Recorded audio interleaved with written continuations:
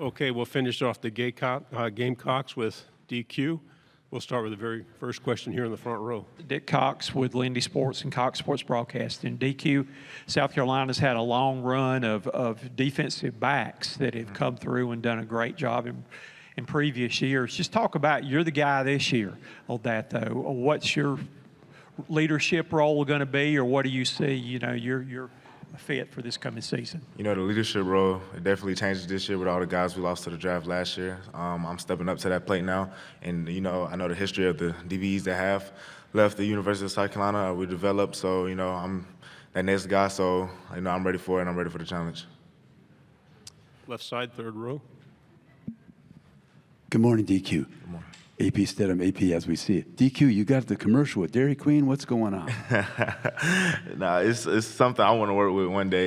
Just a lot of people on my team tell me that, Dairy Queen, they call me that as well. Yeah, that's cool. DQ, what would you like people to know about the defense this year? Nothing changes. I know we lost a lot of players, a lot of vocal leaders, but we're replacing that. It's not easy to replace, but we know what the standard is, and we're gonna hold those guys accountable to that standard. Stay on the left side, fourth row. Sort of along those same lines, what do you think the identity of y'all's defense will be this fall?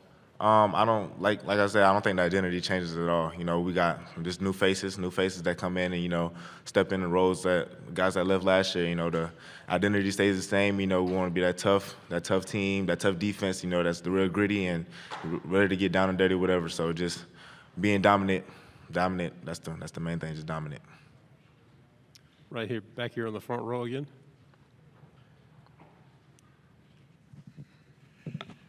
You're going to be one of the faces of that defense this year, and you're going to be out there more visible than you've been in the past. So what's the most important thing you want people to know about you? The most that I'm a team guy first. I put the team first, then me. Then obviously, just being a non-selfish guy, just out there to make plays, whether I'm making a play or not, whether I'm the contained player, get the ball back so somebody else can make the play. I'm one of those guys, not really a selfish guy. How important is it to write off last year as a very good year, but each year is different? How important is that as a player? It's definitely important, because we coming into the season with the confidence, the confidence we needed to go into the season. It's never easy, starting with a game like Virginia Tech. We have obviously first game, it's a big game, so just we need that confidence going into this year. Not really focused on last year though. Just it's a new year, new faces, so just going in here with the utmost confidence and balling out. Left side. What's it like working with Coach Gray? How would you describe him to everyone? Tough coach. He's gonna put you in the film. You're gonna know a lot of things going into a game week. He's just one of those guys that just loves football. The way he loves football is gonna show the way he coaches us. He's yelling a lot. Saying a lot of things, but at the end of the day, he loves us, and he wants us to do best. Left side, third row. DQ, what's the difference when you're preparing for the dual threat quarterback versus the pocket passer? Pocket passer, it's kind of like just keeping the quarterback. We're really not worried about him running or nothing like that. So just really getting to the quarterback. It's not, if he's a pocket passer, he's probably accurate, very accurate. So we have to be great in coverage. Dual threat, when we're preparing for a quarterback like that, obviously you have to contain him, keep him in the pocket. But the most important thing is when he get outside the pocket, plaster into receivers, get into receivers. That's trying to make plays for the quarterback. So that's probably the two differences. Back on the front row. What's your thoughts of the season's opener? You get to come back to Atlanta. You're going to be playing in front of the national spotlight. You're playing Coach Beamer's old school where he went. His dad coached there. But just give us your thoughts on the season opener here in Atlanta. It's a great game, especially with it being his, alma mater. So just going out here trying to make a statement for our season, it could really set the standard for what we do this year. It's not really going to I would say make an outcome of what we do this game, but it's the first game, so you always want to make a dominant standpoint, obviously just to win. Left side, fourth row. Obviously, it's been a while since you went through the recruiting process and coming to South Carolina, but certainly a little unique. What do you remember about just being recruited by South Carolina, how it all played out for you to get to the Gamecocks? Well, obviously in high school I was a quarterback, so just South Carolina wasn't always a school I wanted to come to just because I wanted to play quarterback. I wanted to throw the ball a lot or whatever that meant. So just finally making the decision to play defensive back, there was no reason for me to leave. You know, with Coach Beamer just getting here, so it was a new identity with the school. And then Coach Gray, I felt like was the best defensive back coach in America, and I still feel that way. So just it was, and then my family is also here as well. So just staying here was the most important thing for me. Right side, third row. DQ, South Carolina was one of the hottest teams in the country last year, down the stretch. How do you go about carrying over that momentum through the offseason into fall?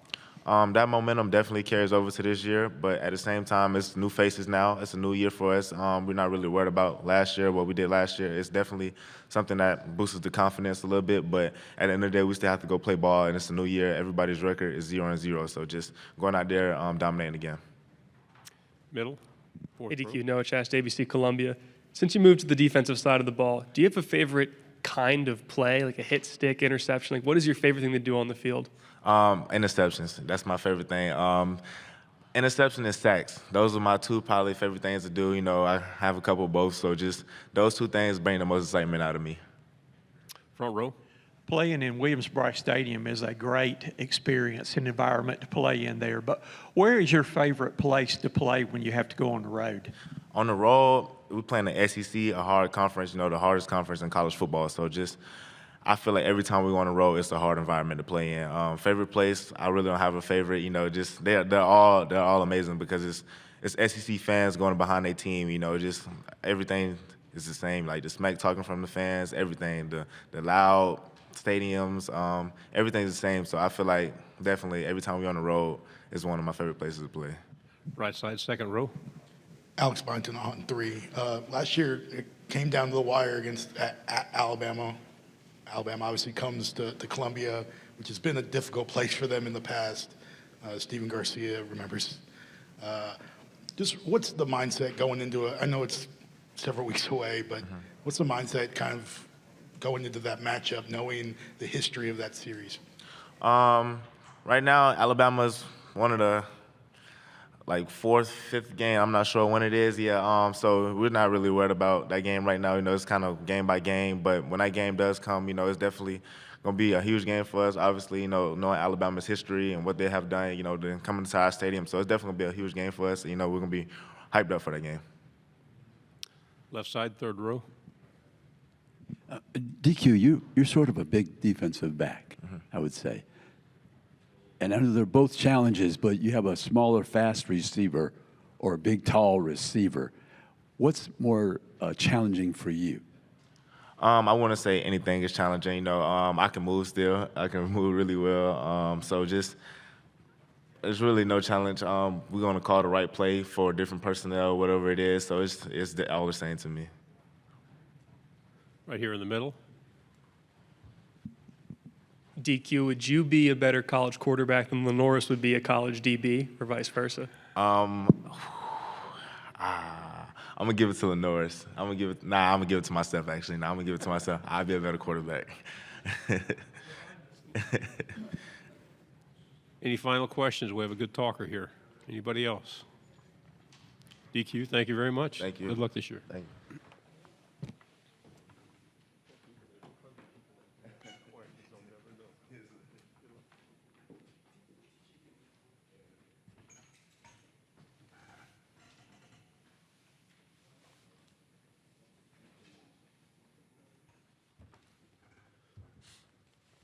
Okay, we have Lenoris. He has questions ready to go. We're going to start here on the right in the second row.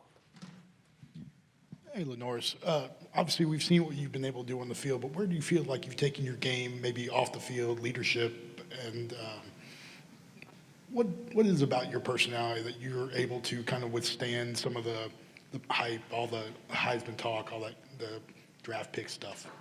Yeah, just building chemistry with those guys, the younger guys, the receivers we had last year. Just make sure we all good offensive line as well. Didn't have a lot of time. I think they got out there in January, so just doing it as fast as we could, so we get the summer, start working out and all that. And then for your second question, I think really just taking it day by day, really, not getting caught up in it too much, but still keep my head down and still working because I know how much work I had to put in to get there, but I could also lose it quick. So. Fourth row, and then pass it to your left. Hey, Norris, Nick Wiggins, WNSP in Mobile, Alabama. In the new NIL era, players are moving teams every offseason. It feels like a story came out where your dad made some comments about how you were potentially trying to be lured to other schools, but you want to stay in South Carolina because of how it's a great situation. I just want to know, what did lead you to wanting to stay in South Carolina and not go somewhere else like a lot of other players do? Everything I needed was in South Carolina. Like, I grew up there, my family's there. Anything I needed was an hour and 5 up the road from me. School pretty much take care of like rent and all that, so it's not like you really need too much, like, you know what I'm saying? So everything I needed in South Carolina, there's no point in me going somewhere to start over. Right here in the front row. Dick Cox with Cox Sports Broadcasting, Lindy Sports. You've got a lot of new toys in your toy box with all the receivers, young receivers, one of them even your brother. But just talk a little bit about that this summer working with those guys, and what have you seen? Yeah, seen a lot of growth from January to now. Like I said earlier, it's just they come from high school, and then it's coming straight from high school, graduating like December to January, which is winter workouts with us, and then it's spring ball 2 months from there, then it's summer. So it's really not a lot of time to get them rolling and going, because they'll all have to play this year just because we brought back 5 guys, I think, in the receiver room, and then we brought a 6 freshmen. So, I mean, everybody got to play. It's not a lot of time for them to grow and adjust, so we got to do it and do it fast. Fourth row. Lenoris, Jarrett Bates, WNSP, Mobile, Alabama. Every athlete's got a great pregame playlist. Is there a specific artist or song that's sticking out to you leading into 2025? I wouldn't say a specific artist. It's kind of like what I'm feeling that game. I'm more likely to go in with like some chill music to calm me down before, so it's not like only adrenaline pumping through my blood. But yeah, I'll say that. We'll go over here on the left. Tyler Shaw with KBTX and College Station. Lawrence, from last year, what do you remember from the Texas A&M game when you guys beat, and how much are you looking forward to now going to Kyle Field this year? Yeah, I'm looking forward to it. I've heard so much about the stadium, so I'm ready to see that. We went my freshman year, we played at like 12-ish. I mean, even when we played then, it was kind of loud, and then it was cool seeing all like the military stuff before the game, being pregame warm-ups when they're walking around the field and all that. But Texas A&M was an exciting game just because it was a night game as well. They were big, physical. I remember Shamar Stewart hitting me and Jarrett one specific play. We talk about that all the time, but they are super fast, physical, they're smart, and so I'm looking forward to it. Right side. Yeah, what do you remember? It was never really a close game last year in Norman, but what do you remember from Brent Venables' defense, which has a reputation of being somewhat confusing to quarterbacks? Yeah, it's exactly what you said. They did a lot of different stuff. Some stuff I've never really seen before, just playing his defense, but I know he was at Clemson before that. So it's kind of like I knew their defense was good going into the game, even being at Clemson, just the record they had there. And then it was similar at Oklahoma, similar scheme, but they were smart, they disguised well, they did stuff good, and they were physical as well. So. Third row here in the middle. On the offensive line, you're having to replace 3 starters from the interior. What have you seen from those position battles and really the line as a whole? Yeah, just continued growth.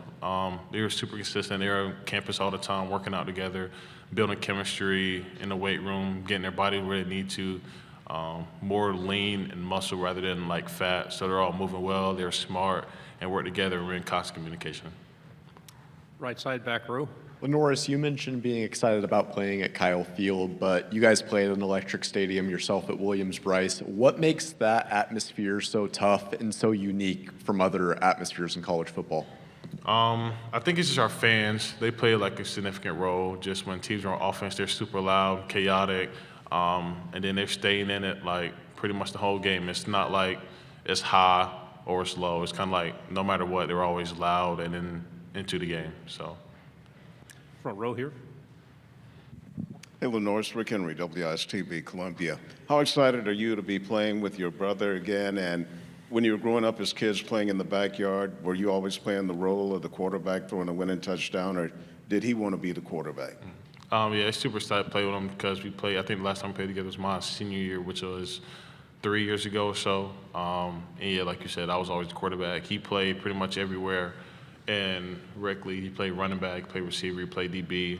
And I think once he played that up until last year, senior in high school. I think he's fully receiver now, but that's all we used to do, just throw it deep, he would run and catch it. So. Final question right here. You lost Debo, Nick, and a lot of the guys who were the leaders in the locker room. Who do you see as the guys who are going to step up to give you like the leadership that you got last year? So we brought in some guys. We brought in like Boaz Stanley. That's the center, so we obviously lead the offensive line. I would say I would lead like the quarterback room. Nick Harper, Jarrett, those guys would lead the receiver room. DQ is here for the DBs. Nick Barrett, defensive line, and they brought in Sean Murphy from Florida State and Justin from Germany. We call him J.O. So those guys will probably be leading that. So I guess it's just like one big leadership community, whatever you call it. Brady Hunt's for tight end, those guys. So. Lenoris, thank you very much. Appreciate y'all. Good job. Good luck this year.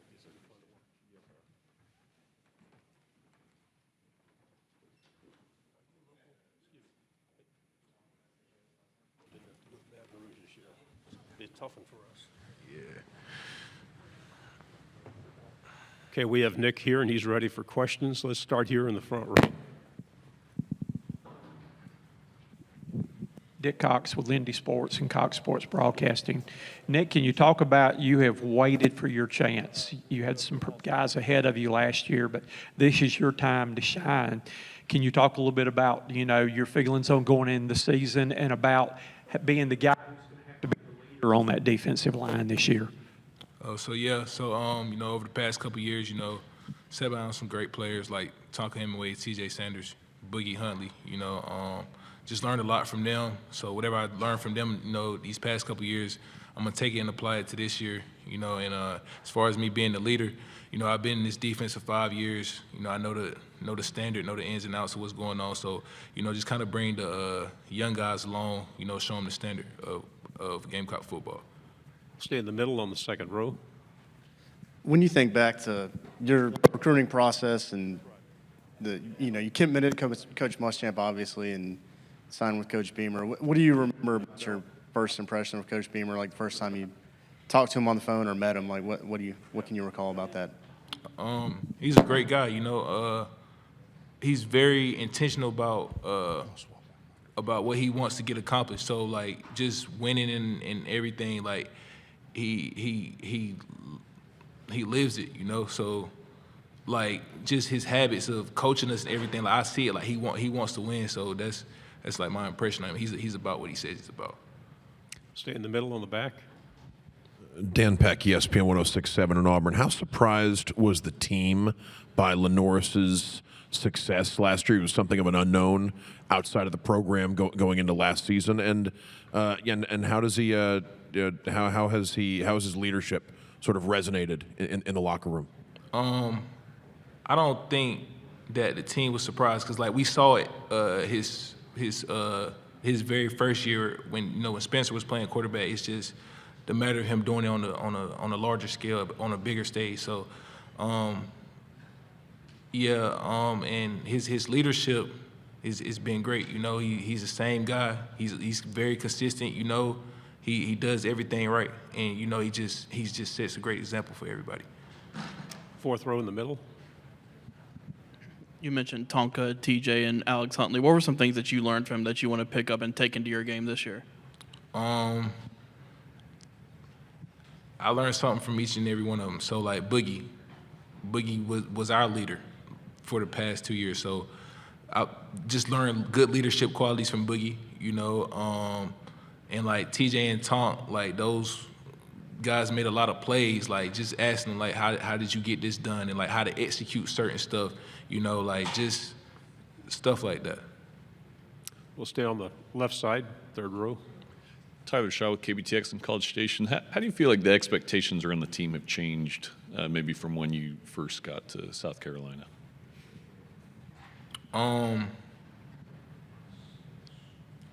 Obviously, we from when I first got here, we were coming off they were coming off a 2-8 season, I believe. So like a lot of people didn't really have high expectations, but the more games you win, the more expectations that you receive. So, yeah, we just continue to come in with a chip on our shoulder, continue to get better. Just all that last season was last season's. We understand that it's a whole different story. It's a whole new team. So we got to we got to do something different this year. We can't just live off last year. Front row here.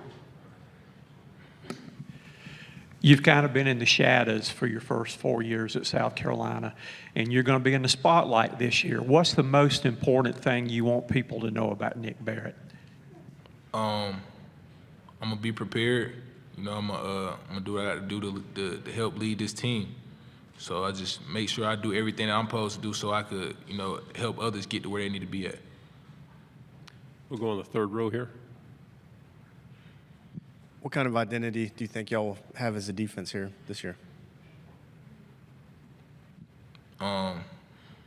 We're working to come out to be dominant as we were last year. Go on the back row in the middle. We just got to talk with Coach Beamer. Energy's infectious. What do you say about playing for him and just something that might surprise people who don't get to see him the way you do? It's fun. It's fun. Come out every day at practice. It's just like that. We got core values. He has core values all over the wall. Like you see him when you walk in the locker room, and he has them posted for when we walk out the locker room. So we just live by those core values. Just go out there every day and practice. Over on the right side. Nick, you've played in a lot of SEC stadiums at this point, but how would you describe how Williams-Brice Stadium compares to some of the others, and what makes it unique? Makes it unique. We got the best fans in the world.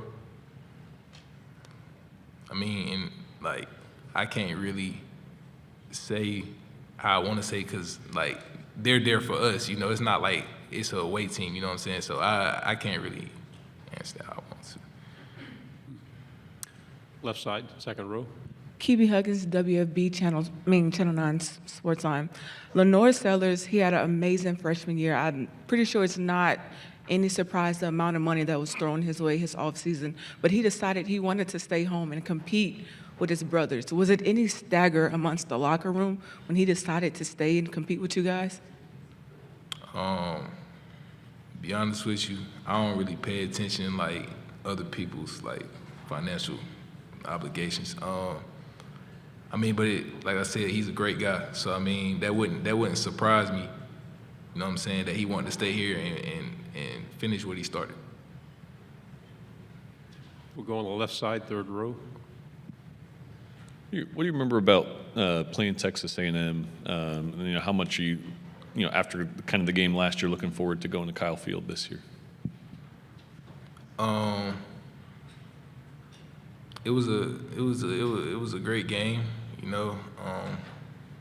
They came out there and competed. We went out there and competed, and we came out up top. So it was good. And then going into Cal Stadium, I know that we're going to get their best, and we're going to bring our best. Final question, left side, fourth row. Hey, Nick, you guys lost a lot of production along that defensive front seven from a season ago. What's it been like building chemistry with an entire new linebacker unit, and who's stepping up in that room right now? To build the chemistry, we just do stuff outside of football, play the game with each other, just joke around, spend time outside of workouts. We'll joke around in the locker room and stuff like that, so things like that.